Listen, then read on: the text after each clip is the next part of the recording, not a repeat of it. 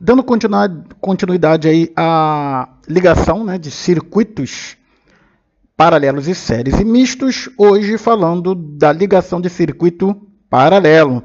Nós estamos aqui interagindo juntamente aí com a questão dos motores, né, ligação dos motores monofásico. Então, como lá nós temos as configurações de ligação tanto para 127 volts como para 220 volts, nós estamos tratando de ligações de bobina, que na verdade são ligações série e paralelo. Então, nada melhor do que estar intercalando os vídeos de associação de resistores para que as pessoas possam ter uma clareza referente aí a como é feito e do que se trata quando fala-se de circuito série, circuito paralelo.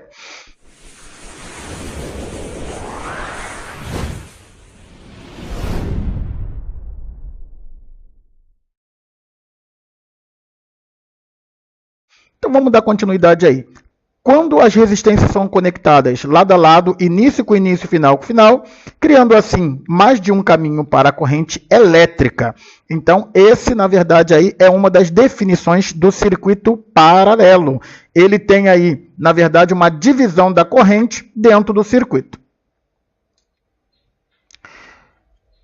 Mostrando agora como é essa configuração, juntamente aí utilizando o circuito, a gente pode ter uma visão mais clara a respeito do que é circuito paralelo.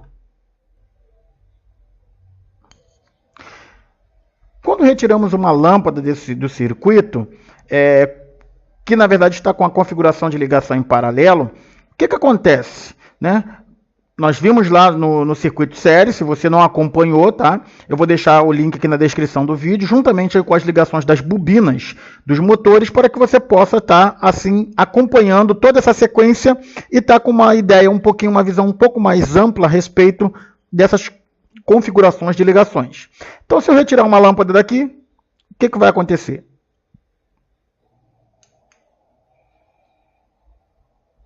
Nós teremos aí uma lâmpada apagada e a outra acesa. Isso porque, na verdade, essa ligação é uma ligação paralela. Por isso que nas residências, essa ligação é a que predomina, né? Para dizer a verdade, é a que prevalece.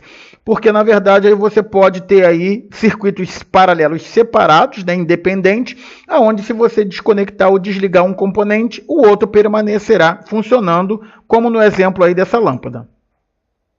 Trazendo agora para o diagrama elétrico, para o circuito elétrico, nós podemos comprovar aí que a fonte de alimentação aí, nós temos 120 volts, com dois resistores que está substituindo as duas lâmpadas. Então, por aí você consegue visualizar o que é uma ligação paralela. Nós vamos perceber que ambos os resistores, ou seja, vamos tratar esse como R1 e esse como R2, ambos estão conectados à tensão da fonte. Por que eu estou falando isso? Porque se você seguir esse condutor, ele vai estar ligado à tensão da fonte. Se eu seguir esse condutor, ele também estará ligado à tensão da fonte.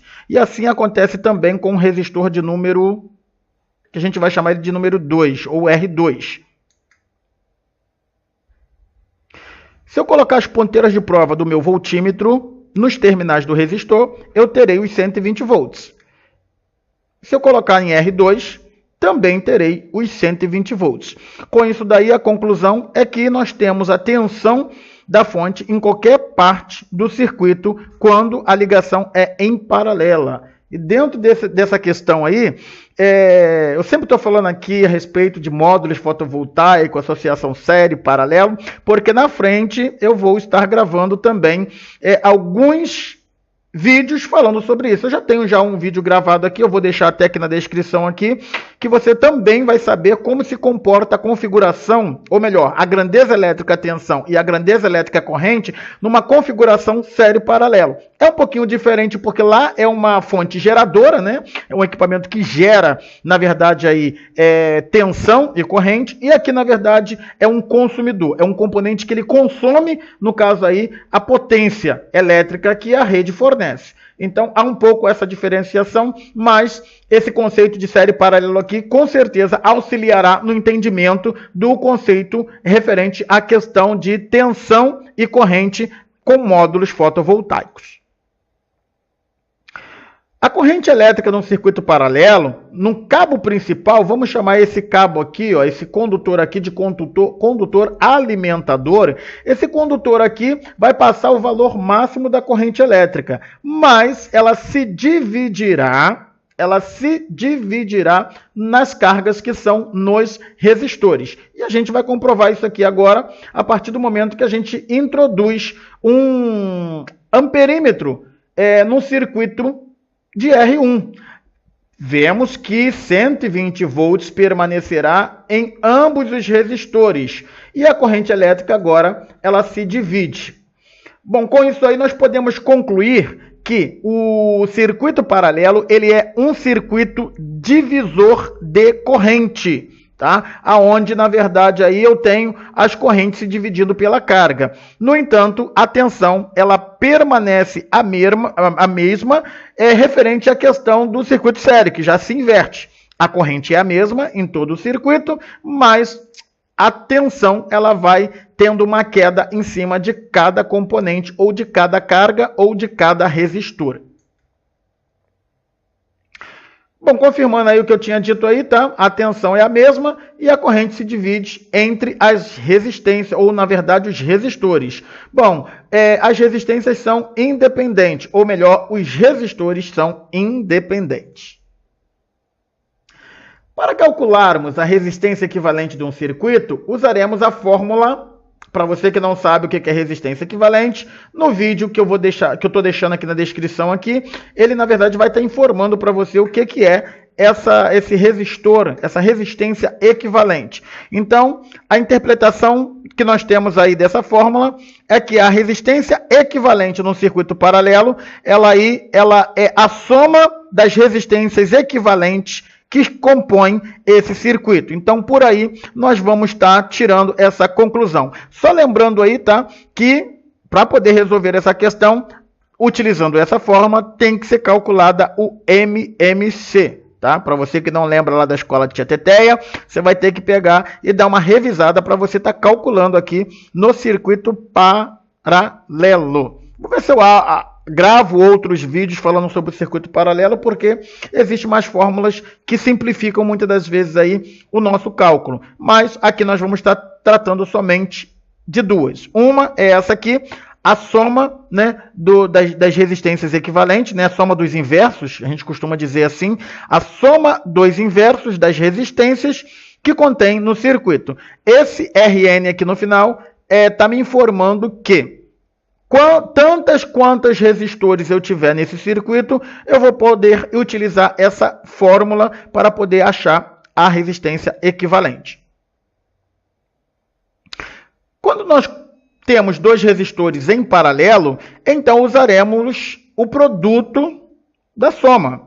Então, o produto pela soma. Então, eu utilizo aqui resistência equivalente é igual pegar R1, multiplicar por R2, dividir R1 pela soma de R2. E por aí eu terei o resultado aí da minha resistência equivalente de um circuito paralelo contendo somente dois resistores.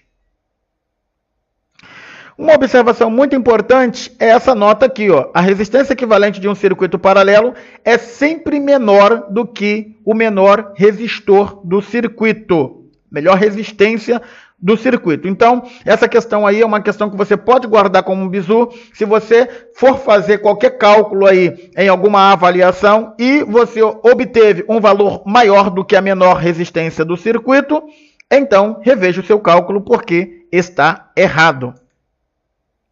Bom, resumo das fórmulas aí. No circuito série, que nós já vimos anteriormente, para obter a minha resistência equivalente, eu tenho que fazer a soma dos resistores. Lembrando que Rn, tantos quantos resistores tem no circuito.